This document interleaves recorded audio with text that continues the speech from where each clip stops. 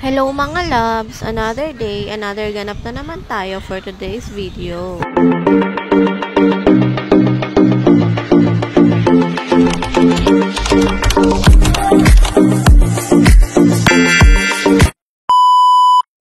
Friday nga pala ngayon, kaya naman nga aga akong gumising dahil nga kailangan kong magluto ng maaga dahil nga sobrang traffic ngayong araw. Kailangan din ni Daddy makaalis ng maaga dahil nga sa Manila pa rin siya naka-assign. Medyo tanghali na nga rin ang mga oras na yan dahil nga hindi muna ako nag-asikaso pagkatapos umalis ni Daddy. Dahil nga naghiga-higa na lang muna ako. Wala na rin naman akong gagawin kaya naman naisipan ko munang humiga dahil nga medyo tinatamad din ako. Pero nung humihingi na nga ng Dede yung anak ko ay naisipan ko na rin iligpit yung pinaghigaan namin. Tinimplahan ko na nga muna saglit ng Dede ang anak ko tapos pinahiga ko na muna sa upuan para makapagdede naman siya ng maayos. At habang nagdedede nga ang anak ko ay pinainit ko na nga lang muna yung ulam namin kagabi na sabaw para yun ang kakainin ko ng almusal. May isang pirasong isda pa kasing natitira tsaka maraming gulay kaya naman sayang naman kung itatapon ko lang ito. Hindi pa naman ito sira kaya pwede pa naman itong kainin. Nagtimpla na nga rin pala ako ng kape dahil nga gusto ko rin humigop ng mainit. At nang matapos nga magdede ang anak ko ay naisipan niya rin humingi sa akin ng pagkain. Kaya naman sinandukan ko na rin siya at sinabay ko na rin sa pagkain ko.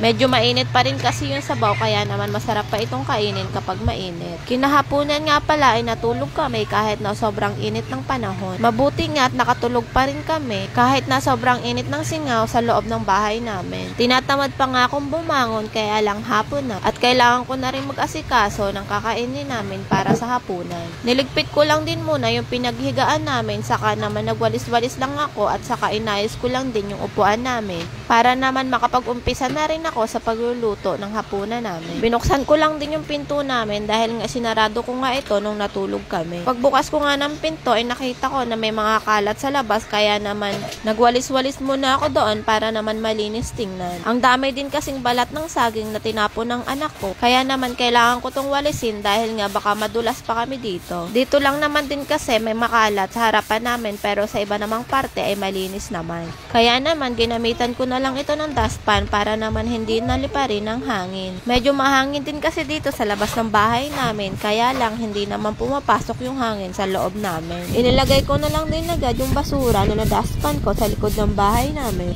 dahil doon nakalagay yung basurahan namin. Pagkatapos ko nga magwalis ay nag-upo-upo muna kami sa labas ng bahay dahil nga medyo napagod din ako sa pagwawalis. Nagpahinga lang din naman ako ng konti dahil nga medyo masakit sa balakang pag nagwawalis dahil nga nakayuko ako. Maya-maya nga inaya ko na rin yung anak ko sa loob para naman makapag-umpisa na rin ako sa pag-aayos dito sa kusina namin. Tingnan nyo naman at napakadumi at ang dami ko pang hugasin kaya naman kailangan ko muna tong gawin bago magluto. Kinuha ko na nga muna yung isda na nasa rep at nilagyan ko tong tubig para naman lumambot na rin ito. Nang malagyan ko na nga ng tubig yung isda ay nagumpisa na rin ako maghugas para naman wala na rin masyadong kalat kapag nagluto ako. Andito nga rin sa tabi ko ang anak ko dahil gusto niya nga rin tumulong paghuhugas. Kaya lang sinabihan ko na wag na dahil nga mas lalong tatagal ang trabaho ko.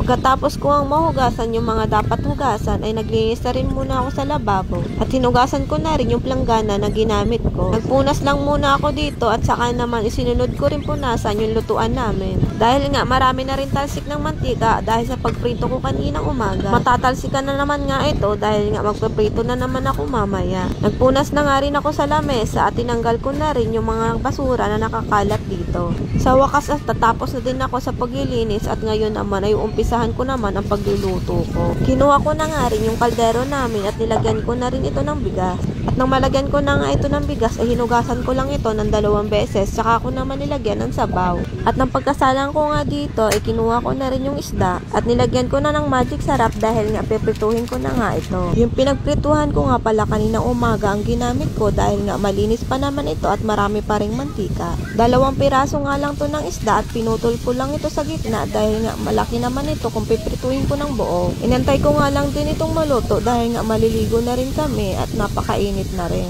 Dahil nga tapos na rin ako magluto ay naligo na rin kami at sinabay ko na rin ang anak ko. Napakatagal nga namin sa CR niyan dahil nga ang sarap magbabad sa tubig dahil nga sa sobrang init. Maya-maya nga ay dumating na rin si Daddy at nagumpisa na rin kaming kumain. Niluto ko nga pala ulit yung prito ko kanina at ginawa ko itong sarsyado para naman may sabaw kami. Hindi ko na nga na-videohan yung pagluluto ko kanina dahil nga nagpunta pa kami sa bayan. Kasi nga, kailangan namin bumili ng bigas dahil naubusan na nga kami. Kailangan din talaga namin bumili dahil nga maaga ako nagsasaing sa umaga para sa pambaon ni daddy sa trabaho. Hindi ko rin naman kasi bet yung mga bigas na tinitinda dito dahil nga napakalambot at ang bilis-bilis nga mapani. Kaya naman, ang palagi kong binibili ay yung maalsa. Kaya naman, hindi siya mabilis mapani sa umaga. Nauna nga akong matapos kumain sa kanila, kaya naman sinubuan ko muna yung anak ko. Dahil nga, pinipili lang yung kinakain niya. Yung itlog lang kasi ang gusto niyang kainin at hinihiwalay talaga yung kanin.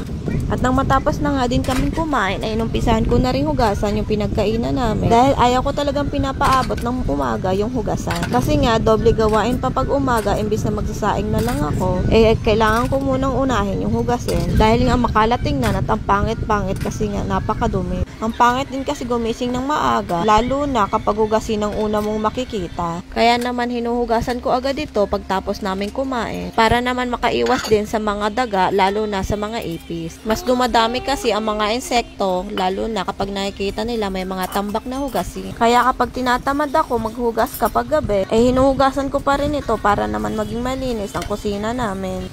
At ayan na lang po muna for today's video. Thank you for watching everyone. Ingat and God bless.